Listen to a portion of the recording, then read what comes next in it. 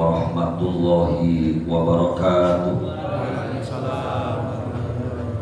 Bismillahirrahmanirrahim. Alhamdulillah alladzi anzala as-sakinata fi qulubil mu'minin. Wassalatu wassalamu ala sayyidil anbiya'i wal mursalin, habibina wa syafi'ina wa maulana Muhammadin sallallahu alaihi wasallam wa ala alihi wa sahbihi wa man tabi'ahum bi ihsanin ila yaumiddin. Wala haula wala quwwata illa billahil aliyyil azim. Amma ba'd. Yaqulullahu subhanahu wa ta'ala fi kitabihil karim, a'udzu billahi minasy syaithanir rajim. Bismillahirrahmanirrahim. Wa ma atakumur rasulu fakhudhuhu wa ma nahakum anhu fantahu. Shadaqallahu maulana al-azim.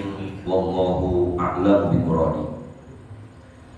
Hadratul Karamin yang sama-sama kita muliakan dan kita hormati, para asatidzah, para orang tua kita, Al-Mukarram Bapak Haji Muhammad Saleh, Al-Mukarram Bapak Ustadz Hasan, Ketua DKM Masjid Jami Al-Akhyar, Bapak-bapak dan saudara-saudara hadirin jamaah majelis ilmu yang dimuliakan Allah Subhanahu wa Ta'ala.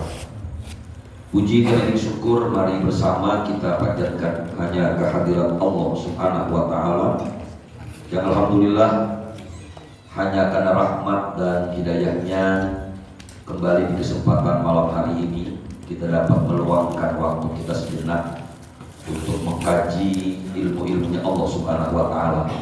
Semoga hadirnya kita menjadi sabab wasilah Allah Subhanahu wa Ta'ala turunkan rahmat dan keberkahan untuk kita semua. Salawat keliling salam kita mohonkan kepada Allah Subhanahu wa Ta'ala, semoga senantiasa tercurah kemaharibaan junjungan Nabi besar kita Muhammad sallallahu alaihi wasallam kepada keluarga, kepada para sahabat dan kita umatnya yang insyaallah istiqomah sampai hari kiamat nanti. Mengawali majelis yang mulia ini, mari bersama kita baca satu ummul kitab. Kita doakan kepada para arwah almarhumah, orang-orang tua kita, guru-guru kita, saudara-saudara kita. Semoga Allah Subhanahu wa Ta'ala ampuni dosa-dosanya, Allah terima segala amal ibadahnya, Allah jadikan kuburnya raudhah min riyadil jannah. Al-Fatihah ila hadhihi niyyah wa ala kulli niyyatin shalihah wa ila hadratin nabi. Al-Fatihah. A'udzu billahi minasy syaithanir rajim. Bismillahirrahmanirrahim. Alhamdulillahi rabbil alamin arrahmanir rahim maliki yaumiddin. Iyyaka na'budu wa iyyaka nasta'in ihdinas siratal mustaqim siratal ladzina an'amta 'alaihim ghairil maghdubi 'alaihim waladdallin. Amin.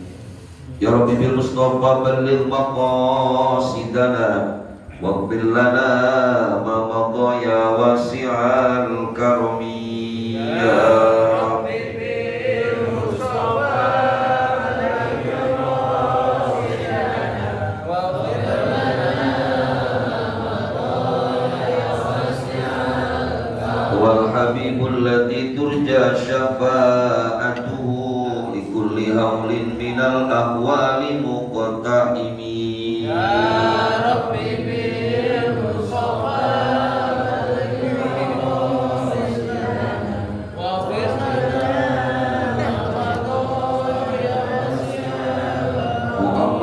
sayyidul kaunaini wat taqalaini wal fariqaini min urbin wa min ajami. Ya Rabbi bil Mustafa balligh maqasidana waghfir lana Allahumma shalli wa sallim wa barik alaihi wa ala alihi. Bapak-bapak dan saudara-saudara hadirin jamaah majelis ilmu yang dimuliakan Allah Subhanahu wa Ta'ala, ketika kita membahas tentang wudhu yang disampaikan Allah di dalam Al-Quran surah Al-Ma'idah ayat 6, Yang pertama, memang Allah memberikan petunjuk tentang berwudu. Bismillahirrahmanirrahim. Ya ayyuhalladzina amanu idza qumtum ila sholati faghsilu wujuhakum wa aydiyakum ilal marafiq wamsahu biru'usikum wa arjulakum ilal ka'bayn. Sampai kata al-ka'bayn ini adalah petunjuk Allah Subhanahu wa ta'ala tentang wudu. Hai orang-orang yang beriman, idza qumtum ila shalah, apabila idza aradtum, apabila kalian mau sholat, maka basuhlah wajahmu, basuhlah kedua tanganmu sampai siku, usaplah kepalamu, basuhlah kedua kakimu sampai mata kaki. Ternyata ayat ini kalau kita lanjutkan bukan hanya berkaitan dengan persoalan wudu. Selain bab yang disampaikan dalam wudu di ayat 6 Al-Maidah ini, ternyata Allah Azza wa Jalla juga menyampaikan tentang hal yang membatalkan wudu. Walaupun memang di ayat ini yang pertama berbicara tentang rukun wudu, kemudian berbicara tentang tayammum, dan kemudian berbicara tentang yang membatalkan wudu. Yang pertama, misalnya para ulama memberikan satu hasil ijtihad bahwa berdasarkan ayat-ayat Allah Subhanahu wa ta'ala yang kemudian juga dijelaskan oleh Nabi kita Muhammad SAW, maka ulama fikih mengambil satu ijtihad mereka. Kalau tadi namanya furudul wudu atau yang wajib dalam wudu, maka para ulama fikih juga membahas tentang nawaqid al-wudu, yaitu sesuatu yang membatalkan wudu. Yang pertama kata ulama, berdasarkan firman Allah Subhanahu wa ta'ala, au jaa ahadum minkum minal ghaid, di Al-Maidah ayat 6. Baru nanti aula mastumun nisa. Makna aujana ahadum minkum minal ghaid, kata ulama, kinayatun anil hadathi min baulin aw ghaidin. Penjelasan Allah Subhanahu wa ta'ala pada ayat ini, aujana ahadum minkum, atau datang kepada salah seorang di antara kalian minal ghaid. Ghaid itu adalah kinayah, satu ungkapan yang tidak langsung yang maknanya adalah hadas, yaitu al-baul au ghaid. Jadi bukan saja ghaid, ghaid itu mana asal BAB, buang air besar. Tapi makna ayat ini kata ulama tafsir, maknanya juga min baulin, termasuk di dalamnya buang air kecil. Apalagi kemudian dijelaskan oleh Nabi kita Muhammad SAW, la yaqbalullahu sholata ahadikum idza ahdatsa hatta yatawadda. Allah Subhanahu wa ta'ala tidak menerima sholat salah seorang di antara kalian apabila dia berhadas hatta yatawaddoa, sampai dia berwudu. Ketika Nabi menjelaskan tentang hadas, faqala rajulun min ahli Hadramaut, maka datanglah seorang laki-laki dari Hadramaut Yaman, menanyakan kepada Nabi kita Muhammad sallallahu kepada Abu Hurairah, mal hadatsu ya Abu Hurairah, apa yang termasuk kepada hadas itu wahai Abu Hurairah? Qala fusaun au durraun. Jadi yang menjelaskan di dalam Al-Quran hanya kalimatnya al-ghaid, yang artinya buang air besar. Tapi ternyata makna BAB di sini langsung kepada buang air kecil. Sebagian orang mengatakan karena setiap orang buang air besar pasti buang air kecil. Makanya yang disebut BAB-nya bukan buang air kecil, bukan kencingnya. Karena kalau orang yang hanya buang air kecil atau kencing saja, belum tentu dia buang air besar. Tapi ketika disebutkan oleh Allah al-ghaid, buang air besar, sudah barang tentu. Karena biasanya orang yang buang air besar juga pasti buang air kecil. Maka mana al-ghaid yang membatalkan wudhu, kencing atau buang air besar. Nah, berdasarkan hadis, Nabi jelaskan kepada Abu Hurairah, menjelaskan kepada orang Hadrami tadi, qala fusaun audorotun, termasuk dengan hadas itu adalah fusaun. Fusa itu buang angin tapi gak bunyi. Tuh orang Arab tuh begitu, Pak. Kentut aja bahasa Arabnya beda-beda. Kalau kita kan sama aja. Orang yang buang angin bunyi namanya itu, yang buang angin bunyi itu juga. Yang beda cuma kalau buang angin campur temennya. Itu bukan KNTUT lagi Pak namanya. Tapi orang Arab punya arti yang berbeda lah Pak. Kalau fusaun berarti angin tanpa suara. Audorotun, kalau dorot itu adalah yang bersuara. Dua-duanya batal. Namun para ulama berbeda pandangan. Bagaimana kalau ada orang yang ngerasain buang anginnya itu di dalam? Biasanya ini orang yang sholat misalnya nahan. Waduh, ini kayaknya kok masuk angin, gue tau belepok. Ini menurut madhabnya Imam Syafi'i tidak membatalkan wudhu, Pak. Walaupun memang prinsipnya makruh. Orang kalau mau sholat kira-kira perutnya nggak enak, daripada nanti dia sholat nggak khusyuk, apalagi dengar dia berjamaah imamnya bacaannya panjang banget, kan boro-boro bisa fokus ibadah, pasti ngeselin imam. Imam gak tahu amat sih, perut gua lagi begini lagi nih, udah kebelet banget lagi, ngapa lama amat, kata imam gua tahu. Makanya kalau memang kira-kira posisinya mengganggu, keluarkan dulu Pak, gak usah ditahan. Ada satu hadis di mana kata Abu Hurairah radhiyallahu anhu, idza wajada ahadukum fi batnihi syai'an, apabila salah seorang di antara kalian menemukan di perutnya sesuatu, langsung merasakan, fa ashkala alaihi akhraja minhu syai'un amla fala yakhrujanna minal masjid hatta yasma'a sautan aw yajida rohan. Hadis diriwayatkan oleh Imam Muslim. Bayangkan Pak, Rasulullah sampai mengatur hal yang sepele seperti ini.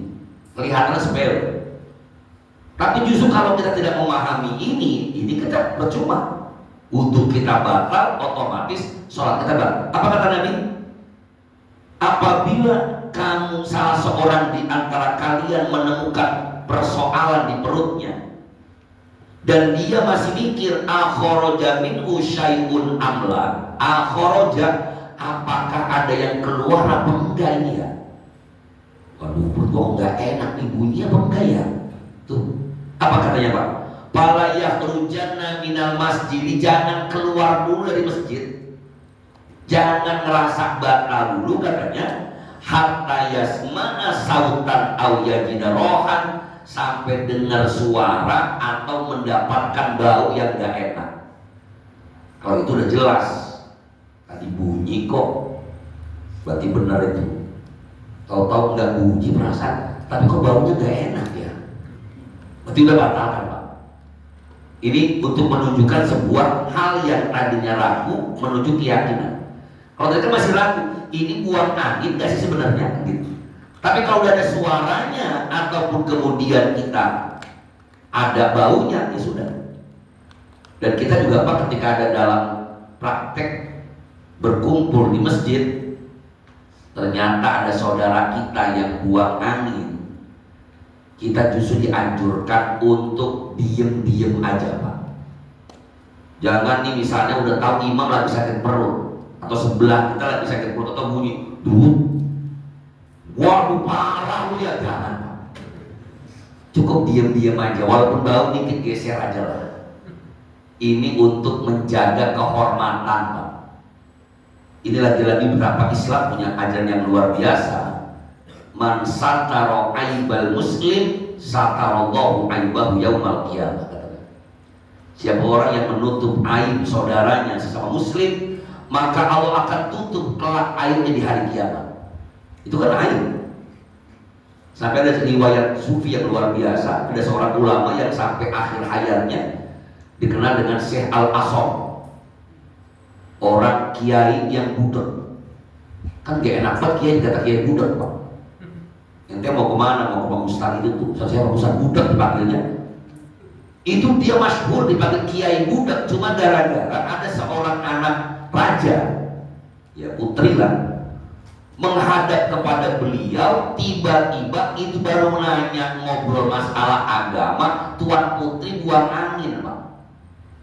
Bisa kita bayangkan, tuan putri depan kiai, depan guru besar buang angin, malunya kayak apa? Wajahnya memerah. Tapi tuan putri akhirnya nanya sama tuh kiai gimana ini? Itu kiai diem aja. Kiai ini gimana? Diem aja, dia nggak denger, pura-pura nggak denger, Pak. Kalau dicolek kiai, saya mau nanya, ya Allah, alhamdulillah, untung kiainya budak. Berakhir dibawa kentut dia kagak ada kedengeran. Padahal Pak didengar langsung itu bunyinya kenceng banget. Cuma untuk menutupi aib tamunya, beliau tutupi. Itu hebatnya ulama dulu kayak begitu, Pak. Maka saya bilang kalau ada kiai misalnya kok ceramah membuka aib orang, nah ini kiai model apa? Oknum, maka saya bilang. Ceramahnya isi membuka aib orang, lalu untuk apa? Kalaupun ingin membuat satu ibrah silahkan, tapi itu saya disebut namanya. Kita paling senang nyebut namanya langsung, gelarnya langsung. Kalau niat buat ibrah. Jadi ini kembali kepada batalnya wudhu adalah buang angin. Ini intermezzo agar kita tahu walaupun ada yang kentut jangan berisik. Kalau orang Betawi lain lagi, dia yang kentut, dia yang nanya. Sampai kentut ini berarti dia sendiri, Pak. Baik, yang kedua, para ulama berbeda pendapat tentang yang membatalkan wudhu adalah ketika yang keluar dari kubur dan dubur itu sesuatu yang tidak biasa. Kita tahu kubur di jalan depan, biasanya keluar dari jalan depan itu ya kencing, air seni, sperma, maaf, mani, dalam bahasa Arab, madi, wadi. Nah, kalau seandainya misalnya keluar dari pipisnya itu bukan yang saya sebutkan tadi, misalnya keluar kerikil. Ada orang misalnya pas pipis keluarnya kerikil. Kalau ternyata keluarnya kerikil atau pasir tidak bercampur dengan air seni, apakah itu membatalkan wudhu atau tidak? Ini menjadi perdebatan di kalangan para ulama. Walaupun biasanya yang kita tahu, kalaupun itu sesuatu yang tidak biasa, ini biasa dibarengi dengan kencing tadi. Itu yang pertama. Kemudian rahimahullah, yang kedua, ini yang menjadi perdebatan di kalangan para ulama, aula mastumun nisa, yaitu bersentuhan kepada perempuan. Di dalam Al-Quran Allah sebutkan setelah auja'a ahadum minkum minal ghaid, baru kemudian aula mastumun nisa. Walaupun sebenarnya dalam fikih sebelum membahas tentang yang membatalkan wudhu adalah bersentuhan dengan perempuan, ada pula yang membatalkan wudhu yaitu an-naum, orang yang tidur ataupun muttaji'an au muttaqi'an au munkabban ala syai'in huwallazi lam tatamakkan fihi al-maq'adatu minal ardi. Ulama memberikan penjelasan, tidur yang membatalkan wudhu itu adalah tidur yang posisinya tidak ajeg di satu tempat, ataupun tidur berbaring, jelas berbaring itu batal. Au muttaqian atau bersandar batal. Au kabban atau telungkup. Dan ini sering terjadi ketika Jumat, Pak, atau sholat subuh. Karena dia datang misalnya sebelum subuh sudah iktikaf, akhirnya lama-lama karena saking ngantuknya dia tertidur tertelungkup di sajadah. Ini batal wudunya. Atau orang yang mendengarkan khutbah Jumat pilih tempat favorit, tiang atau tembok atau pojokan. Tapi insya Allah kalau jamaah al-akhyar kemarin saya langsung saksikan lah. Situ yang banyaknya justru masya Allah di sini. Bergeser ke sono. Yang nembus tembok semua. Jadi yang rame di tembok nyender begini, Pak. Ini harus perhatikan kalau sampai nyendernya pules tadi. Ketika qomat Allahu Akbar langsung sholat, maka sholatnya nggak sah. Kenapa? Karena wudunya batal. Atau bapak bisa tidur di mobil, sama. Kalau tidurnya di mobil hanya begini saja, dan nggak mungkin karena di belakang kita ada sandaran, apalagi sampai geser, ya tempat kursinya digeser begini, bangun-bangun langsung sholatnya pun. Ini jelas membatalkan wudu. Yang tidak membatalkan wudu pernah saya contohkan, tidur yang tidak bergerak di posisinya. Contoh, kita tidur di sini, yang sering terjadi yaitulah ketika dengerin khutbah, Pak. Orang saya juga suka aneh ketika mau berangkat nggak ngantuk, tapi kenapa saya dengerin khutbah ngantuk, Pak? Dan yang lebih kesel lagi, pulang dari sholat Jumat dari al-akhyar ngantuknya hilang lagi. Untung saya bilang kemarin Ustadz tuh khutbah gak lama. Ini untung beliau paham lah, cuma alhamdulillah 15 menit. Itu pun dengannya masih begini, Pak. Nah kalau cuma begini nggak apa-apa. Tapi kalau sampai begini nih, batal. Tapi kalau cuma begini, walaupun agak sedikit kesini dikit, nanti naik lagi, gini lagi, naik lagi, itu tidak membatalkan wudhu kita. Silahkan langsung untuk melakukan ibadah sholat. Nah yang kemudian, aula mastumun nisa. Ini penjelasan para ulama yang sangat panjang sebenarnya.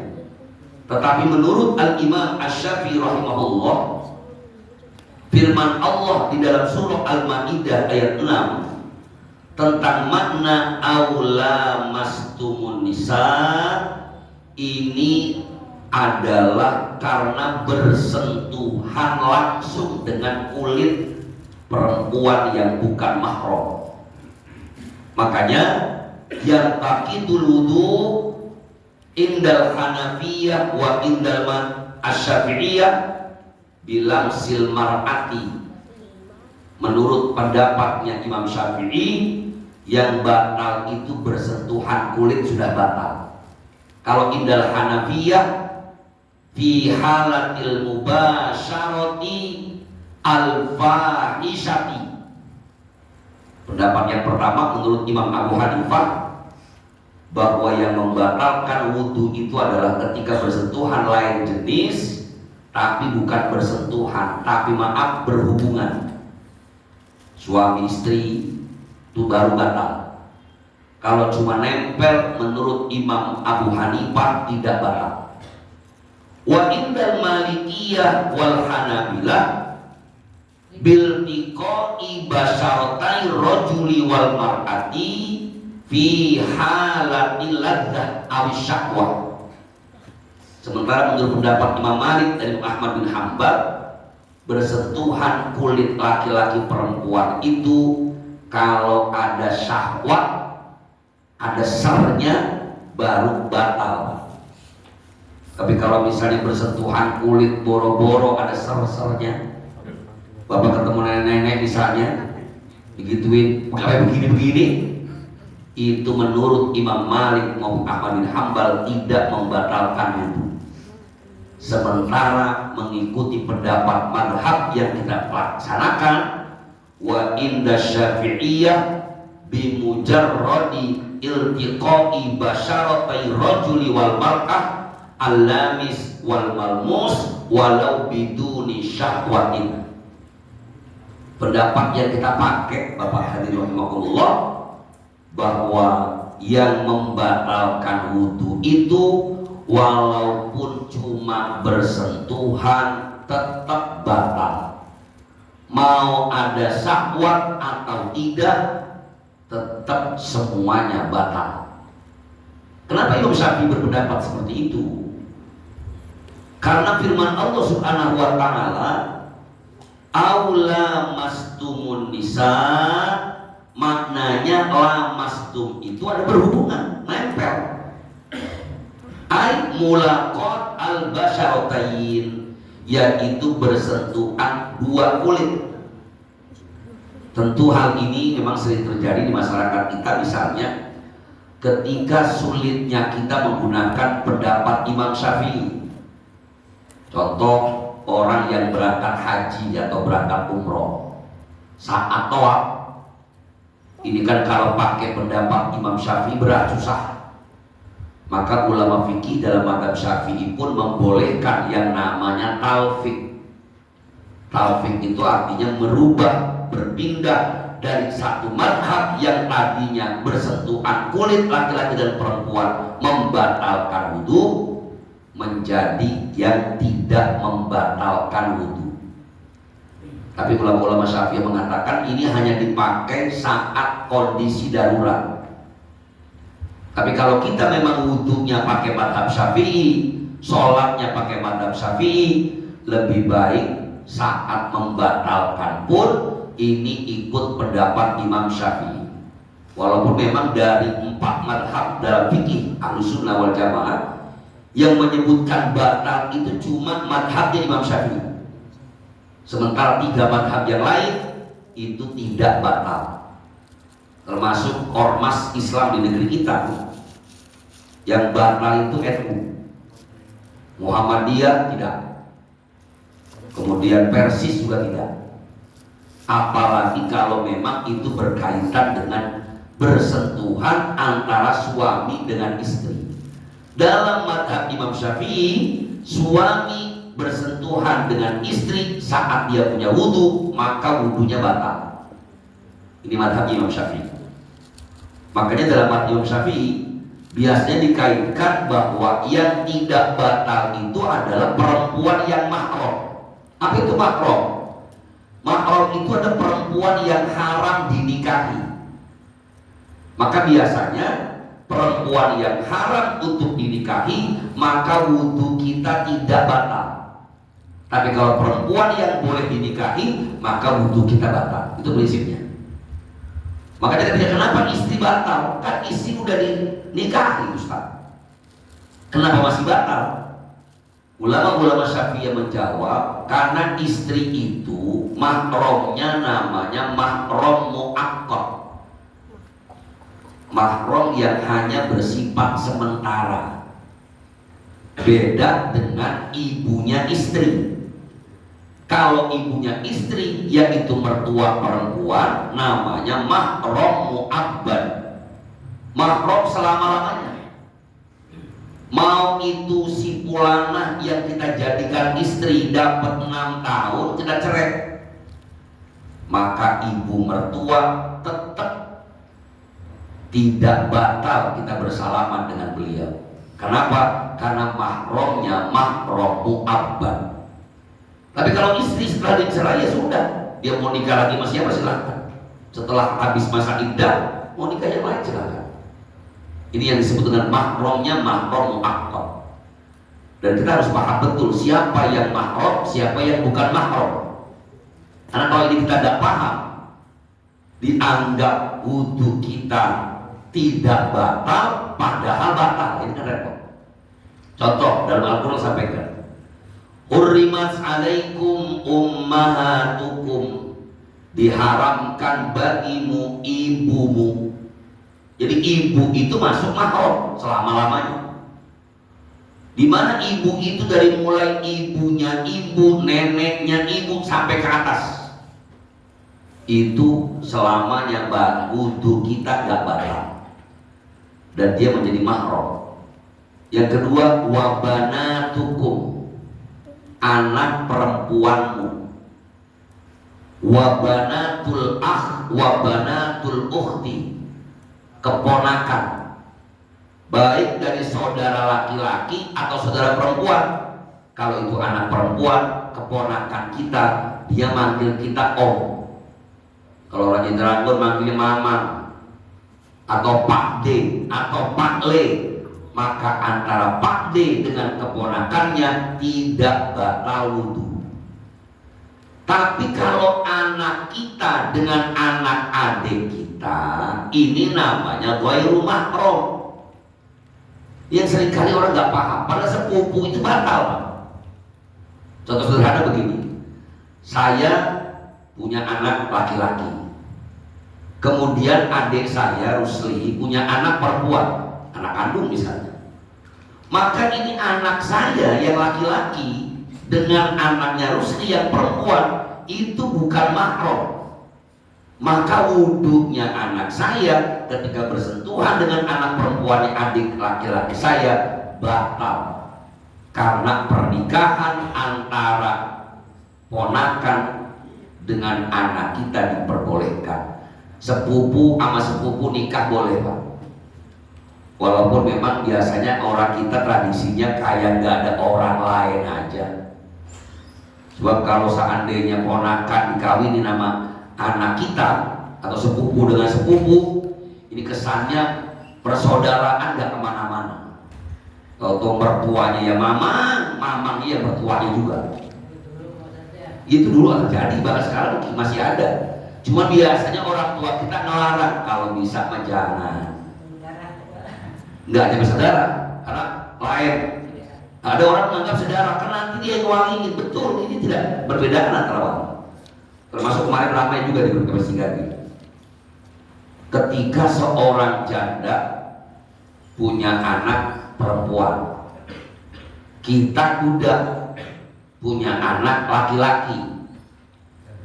Kira-kira ini kita duda punya anak laki-laki, kemudian itu janda punya anak perempuan, kita nikahin itu jandanya, kita nikahin juga anak kita sama anak perempuannya, boleh apa enggak? Mau rame di grup.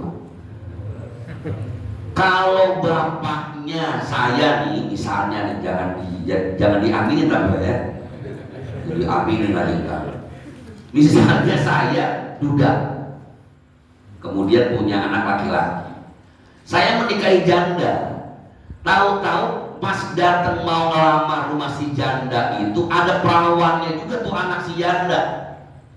Waduh, kok cakapan anak nih. Kalau gitu mohon maaf, saya nggak jadi melamar kamu. Terus udah duit banyak, yang itu aja gantinya.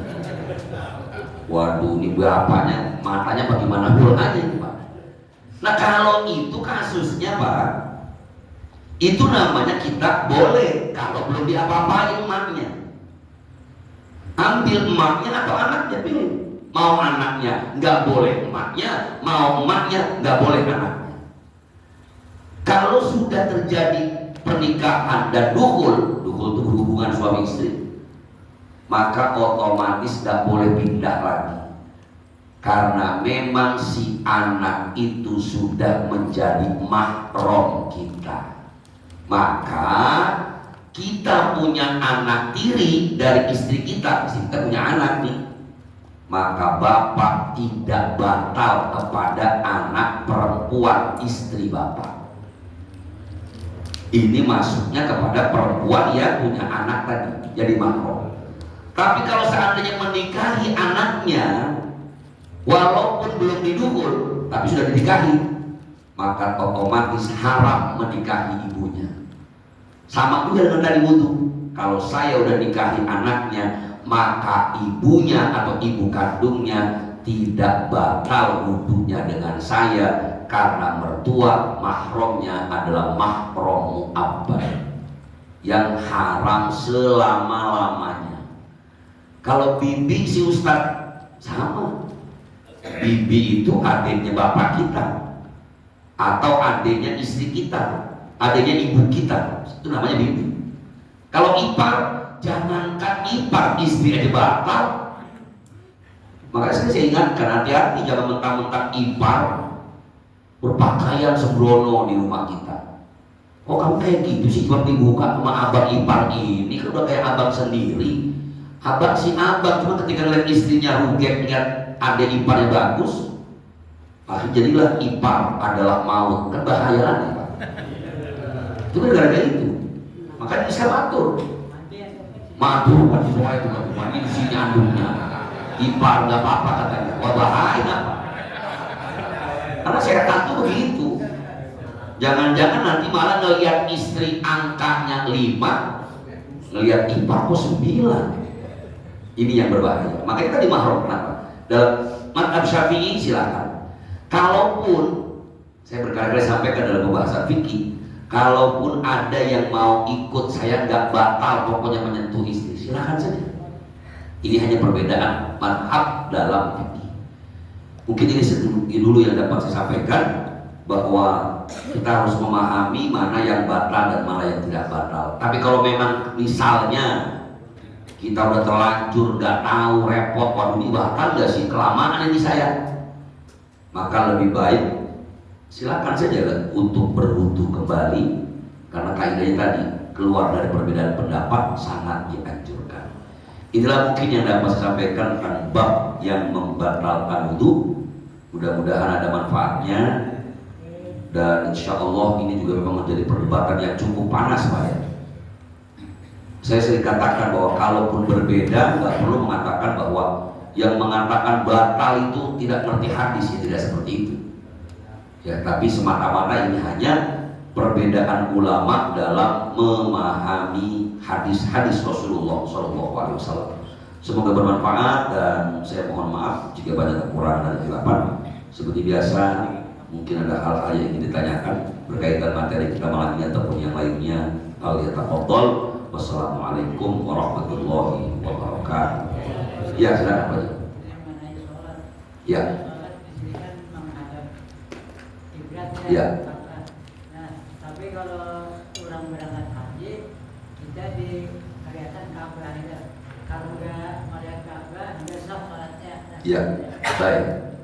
Hadirin jamaah yang dimuliakan Allah Subhanahu wa Ta'ala, kalau kita sholat di area Masjidil Haram, posisi Ka'bahnya yang kelihatan dari sini, maka di arah manapun boleh selama menghadap arah kiblat yang ada.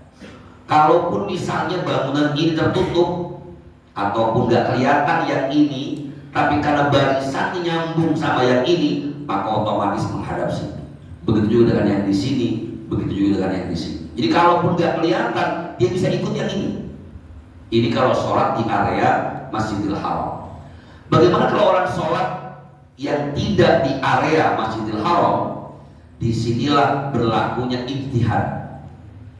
Ijtihad ulama tentang arah kiblat dulu menggunakan teknologi kompas atau menggunakan teknologi matahari. Hari ini pakai kompas. Bahkan kompas dari yang cara sangat tradisional hanya menggunakan magnet, sampai yang menggunakan cara yang canggih ketahuan di mana arah kiblat. Termasuk Kementerian Agama sering mengulang itu setiap tahun, bagaimana mengukur ulang. Walaupun kata ulama juga, kalau memang sudah diukur saat pembangunannya, maka nggak usah diukur ulang. Sebab nanti kalau tiap tahun diukur ulang lagi jadi ribet. Karena udah diukur tanggal sekian, diumumkan batunya merah miring ke sono. Para jamaah kita sholat sekarang miring ke sini ya. Tahun depan datang nanti pengurus yang baru, wah ini salah nih. Kita ngundang dari Kementerian Agama, miring ke sono lagi. Ujung-ujungnya di bangunan masih jadi miring kemana tahu Pak. Jadi bagaimana caranya kalau kita sholat di sini?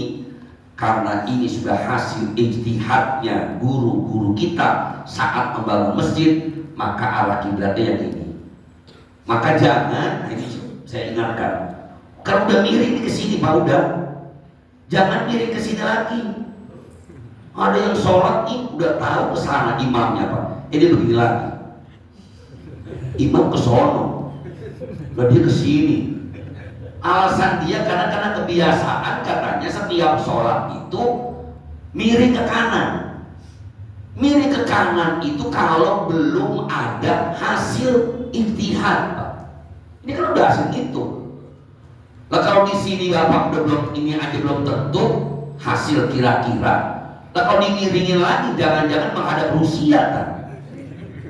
Ya harus perhatikan, ada juga masih sholat miring ke kanan begini, beda sendiri. Kita begini, ya kok begini ya? Kecuali undur, itu lain hal ya.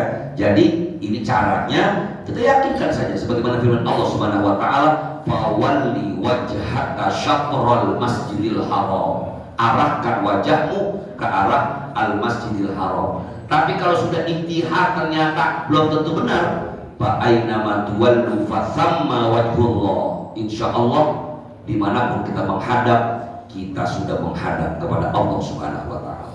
Demikian. Ya.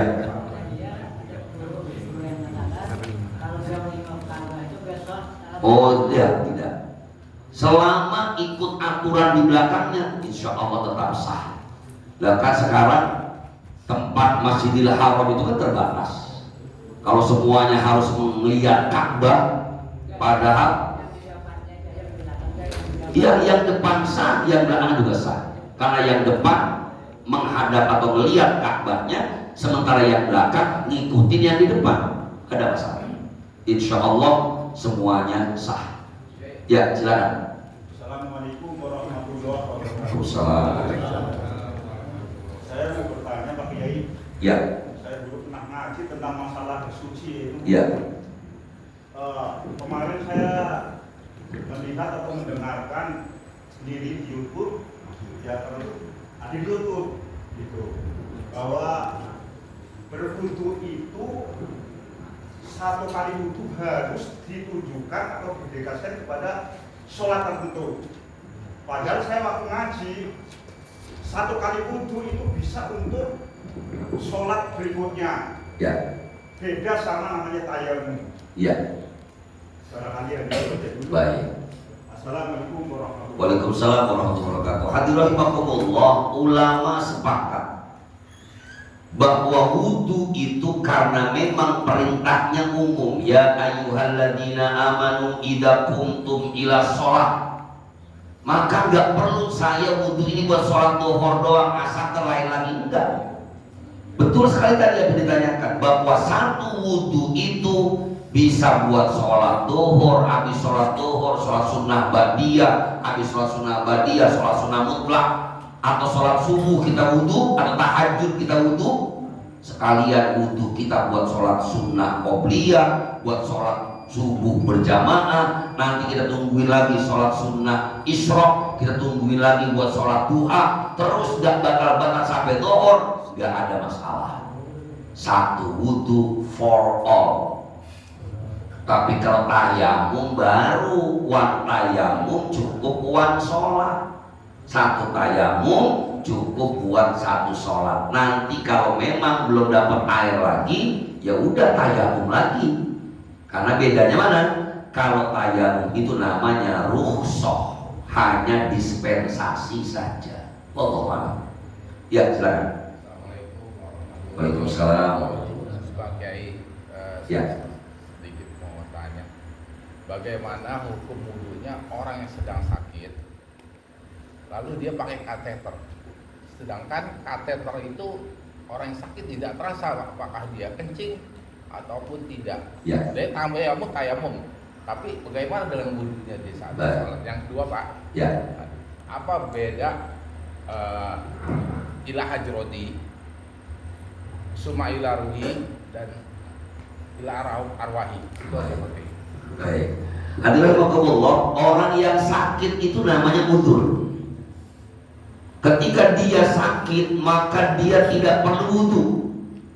Apalagi kata dokter, ini penyakitnya atau kata penyakit pasien, kalau kena air tambah menggigil saya. Dan biasanya orang yang sudah sampai kateter tadi nggak mungkin bisa wudu, Pak. Karena kalau kena air bisa tambah sakit. Maka penggantinya adalah tayamum. Cukup patayammamu sha'idan thayyiban famsahu biwujuhikum wa aydiyakum. Usaplah cukup wajahnya sekali, tangannya sekali. Bahkan sebagai ulama katakan cuma ininya aja, tapi madzhab Syafi'i semua. Cukup itu aja. Walaupun itu kencing tadi campurnya nggak ada masalah. Insya Allah sholatnya tetap sah. Termasuk udah parah banget sakitnya, udah gak ketahuan apa-apa, kencing gak ketahuan, maaf buang air besar di situ, kencing di situ. Apakah dia tetap wajib sholat? Wajib. Bagaimana wudhunya? Cukup tayamum. Bersihkan najisnya kalau mungkin. Tapi kalau maaf udah penyakitnya parah, misalnya ya Allah Ustaz ini udah buang air kecilnya udah gak berasa, buang air besarnya aja 10 menit sekali buang lagi. Apakah sholatnya berhenti? Tidak. Dalam fikih nanti saya sampaikan ada lagi namanya bab faqid at-tahurain. Faqid at-tahurain itu orang yang udah nggak bisa wudu, nggak bisa tayamum tadi. Wudu udah nggak bisa, nggak boleh kena air. Tayamum najis melulu. Apakah berhenti sholatnya? Tidak. Maka dia tetap silakan tayamum semampunya, tapi juga wajib sholat semampunya. Maka ini perlunya kita tahu supaya kalau ada orang yang lagi koma tetap dibisikin, Pak. Waktu maghrib bisikin, Pak, waktu maghrib. Kalau biasanya dia sehat, dia sholat, insya Allah ada gerakan minimal di hatinya bahwa ini sholat. Atau catat berapa kali dia nggak sholat, supaya nanti ketika sadar kita ingatkan antum nggak sholat selama beberapa hari. Tapi kalau emang orang marah sehatnya aja Ustaz nggak pernah sholat, udah sakit begini dibisikin sholat, marah dia pakai sholat, apalagi sekarang. Bahkan ada yang lucu, Pak, saya pernah bilang kesian, Allah juga tahu dia lagi sakit, ya tahu lah. Justru karena dia sakit, ingetin waktu sholat, khawatir. Justru ini adalah akhir dia di dalam hayatnya. Kan sayang kalau sampai dia meninggalkan waktu sholat, luar biasa ruginya. Saya pernah nemuin orang, Pak, sakit dalam keadaan koma. Subhanallah, itu setiap waktu sholat itu sadar. Dan yang luar biasa lagi, setiap jam 2 malam itu sadar, padahal lagi koma. Kenapa kok bisa kayak begitu? Saya tanyain. Oh iya, ini beliau ini emang gak pernah sholat telat waktu, kayak jamaah al-akhir lah begitu. Sholatnya awal waktu melulu, dia mulai jangan ditanya di pos hamling. Oh itu kan dia mulai gitu ya, gak ada itu namanya. Itu menjadi kebiasaan dia saat sehat, saat sakit pun otomatis itu, Pak. Ya maka tadi itu namanya rukhsah, silakan tayamum saja tapi tetap wajib sholat. Wallahu a'lam. Ya, satu lagi tadi siapa? Iya, silakan Mas. Ya. Kalau misalkan ibu kita punya orang tua angkat, itu mahram atau bukan, Mas? Oh, orang tua angkat. Baik. Ibu kita punya orang tua angkat. Iya. Jadi kalau saya imam kamu itu kan sadar nih, kalau Baik. kita disalimin atau Ya, dijemput baik, gitu. baik. Orang tua angkat tergantung. Kalau memang orang tua itu pernah si perempuannya menyusui ibu kita, ya menyusui pernah, walaupun cuma sebentar, maka dia menjadi mahram, namanya umur roboah atau ziddatur roboah, nenek si pesusu. Tapi kalau cuma diangkat biasa saja, ini nggak pernah nyusuin, bibi bukan, malah ketemunya dulu ibu kita misalnya saat umur 15 tahun, ada orang tua yang sangat baik hati, dirawatlah tinggal di situ sampai kapanpun, itu namanya ayah dan ibu angkat. Maka apakah batal untuk kita? Batal. Tapi untuk menjaga perasaannya itu perlunya ngaji, Pak, supaya gak tersinggung. Masa kita habis cium tangan sama nenek angkat, itu kan bapak ibu angkat ibu kita, langsung kita duduk lagi. Kata, ini kayaknya aku najis yo. Cium tadi cuma cium tangan. Maka untuk menghormati mereka gak apa-apa, berpindah madhab tadi, Pak. Silakan berpindah madhab, walaupun sebenarnya batal, saya anggap gak batal, karena itu bapak ibu angkat kita. Jadi bapak angkat, ibu angkat, anak angkat itu semua bukan mahram. Kita nih maaf, misalnya suami istri gak punya anak, tahu-tahu kita bawa seorang anak dari temen, tolong dong rawatin anak gue nih, tolong anggap anak gue seperti anak lo sendiri. Dirawat dari kecil sama istri kita bang. Bahkan ternyata anaknya perempuan, cantik luar biasa tuh anak angkat kita. Kita udah umur 50 tahun, anak angkat kita ternyata umur 17 tahun. Bapak angkatnya suka sama anak angkatnya. Boleh gak dinikahi Pak? Boleh. Paling tetangga ngomong, pantesan yang datangin gak boleh dulu, galak banget laki-laki. Anaknya orang kuakan itu masa Sama mahram, gue itu mahram. Apalagi anaknya, bapak emaknya aja bukan mahram kita, apalagi anaknya. Tapi tetap jaga tadi muamalahnya. Walau bagaimanapun mereka adalah orang yang bersejarah, orang yang punya kedekatan dengan ibu kita misalnya, maka mereka juga tetap jaga muamalah kita walaupun mereka bukan mahram kita. Wallahu a'lam. Oke. Ya. Pertanyaan saya belum aku jawab. Yang perbedaan ila hadrati, ya baik, jangan lupa makasih diingatkan. Ila hadrati itu artinya kepada yang terhormat. Ila ruhi berarti dikhususkan untuk ruh simpulan. Ila arwahi jamak dari ruh. Ruh itu bentuk tunggalnya, bentuk jamaknya arwah. Jadi mau kita baca Fatihah ila hadrati Bapak Fulan bin Fulan, silakan. Ila ruhi almarhum Fulan bin Fulan, silakan. Ila arwahi Fulan bin Fulan, Fulanah binti Fulan, Fulan bin Fulan, jamak, gak ada masalah. Atau gak pakai apa-apa, gak pakai ila hadrati, gak pakai ila ruhi, gak pakai ila arwahi, saya doakan Fatihah pahalanya ini ditujukan kepada bapak saya yang udah meninggal. Al-Fatihah. Gak pakai hadrati, gak pakai ruhi, gak pakai arwahi. Itu cuma pengganti kata kepada. Kalau bapak nulis, sebenarnya saya biasa kalau mau nulis dulu, kalau mau nulis izin gak kuliah, itu tulisannya ila hadrati Pak. Ila hadrati al-ustad Fulan bin Fulan min simahatikum ana la astati al-hudur fi hadal yaum ibnukum Mulyadi. Ila hadrati pakainya Pak. Apa ila hadrati itu? Kepada yang terhormat Bapak dosen hari ini, itu hadrati. Makanya untuk Nabi biasanya ila hadratin Nabi, ila hadrati masyaikhil qadiriyah wan naqsabandiyah, ila hadrati al-khulafa'ir rasyidin. Bentuk penghormatan menggunakan kata hadrati. Paham ya? Jadi hadrati, ruhi, arwahi enggak ada masalah. Ini hanya bentuk menghadiahkan pahala Fatihah kepada almarhum ataupun almarhumah. Baik hadirin rahimakumullah, mudah-mudahan pertanyaan yang diajukan dapat kita ambil manfaatnya bersama. Mari kita taklimkan majelis ilmu yang mulia ini dengan bersama bacakan doa.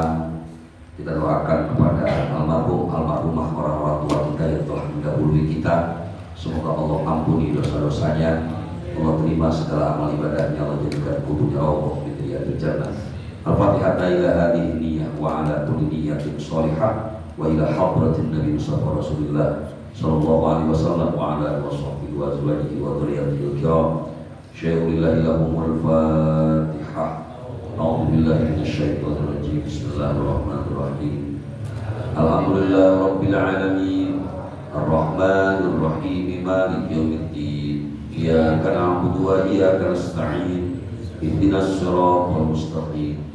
Shiratal ladzina an'amta 'alaihim ghairil maghdubi 'alaihim waladdallin. Allahumma amin ya rabbal alamin.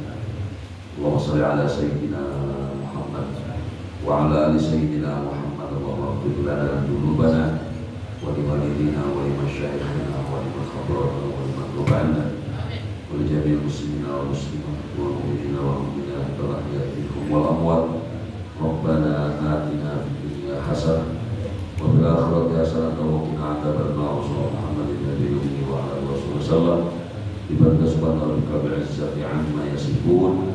Wassalamu ala mursalin walhamdulillahi rabbil alamin. Subhanakallahumma wa bihamdika asyhadu an la ilaha illa anta astaghfiruka wa atubu ilaik. Wassalamualaikum warahmatullahi wabarakatuh.